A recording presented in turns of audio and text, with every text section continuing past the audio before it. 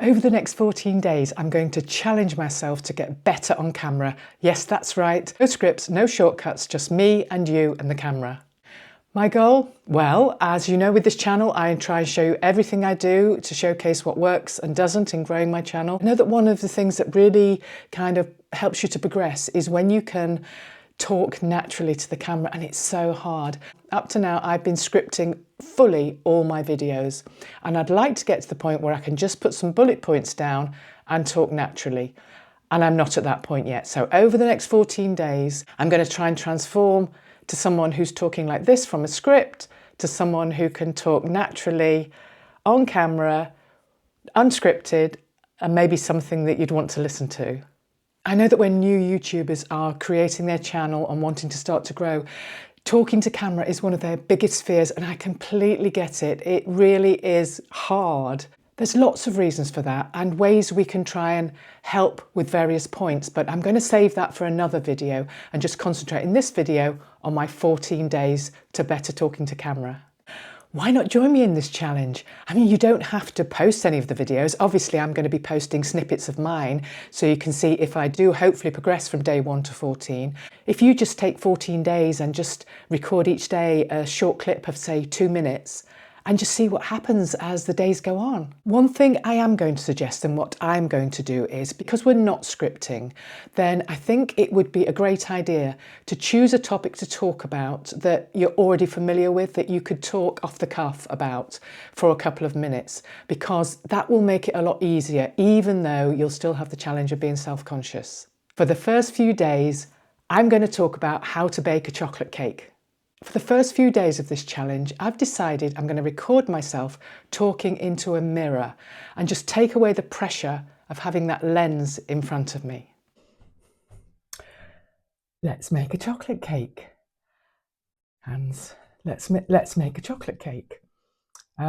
So first of all, we get our ingredients together. So we're going to need self-raising flour, caster sugar, butter, eggs, cocoa powder, and then afterwards to put an icing on, we'll need some icing sugar and more butter and more cocoa powder. Okay, so let's start. We need to add the eggs one at a time, but to stop those curdling, we can put a little bit of flour in, whisk it up, and then you'll have oh, I forgot to put the cocoa powder in. Oh, okay. Oh, cut. Actually, I didn't need to stop because the cocoa powder doesn't go in yet. So we mix all those together, the dry ingredients together, before we gently fold them in to the sugar, egg, and butter mixture. Make that nice and smooth, and then it goes into your baking tin and into the oven, which you've preheated, which I haven't mentioned. So day 1's attempt, ooh, that was awkward, but you know, I've got it done. I've done it, and it was as expected. No surprises really. I stumbled, I forgot things. I felt pressure, this big pressure and anxiety to, I don't know why, because it was just me in front of a mirror, but I felt under enormous pressure to perform. This is day 3 of me talking on camera like this, unscripted, so just trying to speak naturally, which I think if we all get better at would make us so much better on camera, but I'm rambling now. We're going to make a chocolate cake together today. So first of all, we gather all the ingredients together. First of all, we're going to whisk together our butter and sugar until it's light and fluffy, so it will go paler in colour. You'll see it go paler in colour. Then, yes, and when that's done, it's time to, we need to beat the eggs in one at a time. So then we need to mix together our flour, baking powder, and cocoa powder. So mix those together, those dry ingredients, and then we're going to gently fold them into the mix we've already made.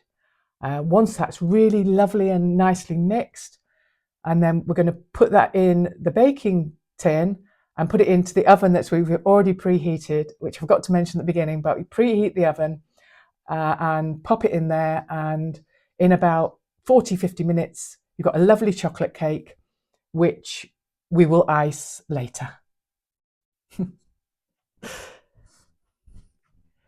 I think that's a bit better. What do you think? Day 5 now, and I've decided to come to camera. I've got to do it. No point keep looking in the mirror. So yeah, all I've done is I've leaned my phone up against my mini oil diffuser. That is going to be absolutely fine. I'm not too worried about audio quality, as long as it's enough for you to hear and for me to hear whether I'm improving. Let's go. I want to talk to you today about when I used to live in a little village in Cyprus, and it's probably the one you can typically think of in your mind, with whitewashed houses tumbling down to the blue sea. It really was like that. The village was called Paya, and I lived there for several years. I loved the climate most of the year, not July and August, which I found incredibly hot, and I didn't really cope very well with that. But there was so much to like about it. The crime rate was so low. It still is. It was very relaxed. I didn't feel the same stresses I feel living in the UK. I loved the outdoor activities. I loved cycling and swimming and running, and I still do running, although it's not quite as enjoyable in the climate in England as it was there in that little village area, little environment there. I used to also love the bakeries. They did the most amazing breads and pastries, and it was all freshly baked. So every morning at sort of 4 o'clock, if you were awake, you'd get the smells of the bakery going all around the village. Oh, so good. And they did these great pastries around Easter time called flyounes, which had sort of cinnamon and like a custardy filling with raisins and everything. Oh, it was so good. Do I miss it? I do miss it, but I go back regularly. I've got friends there and I go back regularly. I'm going back very soon to see them. Not too bad. That's getting better. Do you think? I think I'm getting better. What do you think? Let me know in the comments. I think I'm getting better. Time for another change of topic. I don't really want to talk about running in the sunshine anymore when I'm not at the moment. So I'm going to switch the topic, and I want to talk about my experience of running a marathon. So what I found the most onerous thing about the whole experience was the training. Not the number of weeks, because I tend to take 20 weeks, but there is like 16-week plans. But 20 weeks, that's fine. I can commit to that amount of time, but it's the amount of time on your feet, the distances you have to cover, and trying to fit it into your day when you've got all these other things to do is just really challenging. I was running the Paris Marathon, which I did a few years ago. It was absolutely amazing. So I got the training done, didn't stick to it religiously because that isn't really what happens with training plans. You know, there's always things, life gets in the way.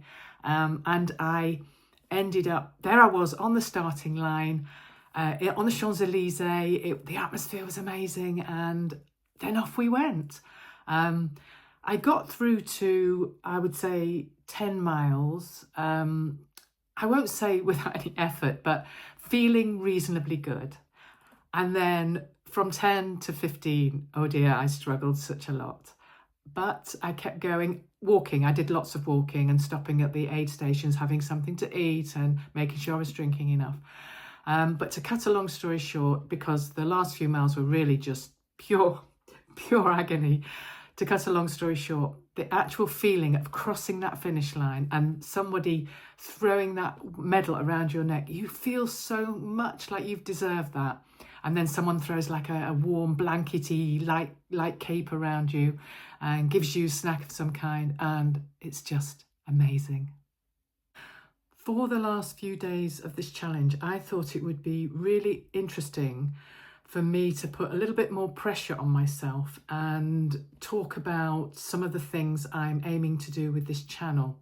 Now, of course, I'm less familiar with those because I haven't done them yet, whereas all the topics I talked about in the first 10, 11 days of this challenge, I'm able to talk at length about.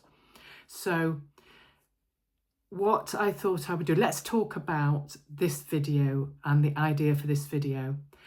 What I want to do is, rather than just talk about growing a YouTube channel and monetizing on YouTube, I'd like to show and not just tell. So I want to show you my processes and show you how I got better at talking on camera, rather than just saying after a period of 3 months I was more confident on camera. I think it's much more relevant and much more useful to you if I show you how awkward I am at the beginning and how I struggle with things and how I overcome them, and then hopefully it's super helpful for you that you can use in your own channels. So that was the idea behind this video. So how did I find it? Weirdly, I found that the more I messed up and the more I hesitated, then the more progress I made and the better I got. I think you just have to be open to the whole process and also accept how you're going to feel. And that for me, that is when that camera is turned towards me and I press record, I just feel this weight in my stomach, this kind of feeling of dread, which doesn't seem to have any logic behind it, but that's how I feel.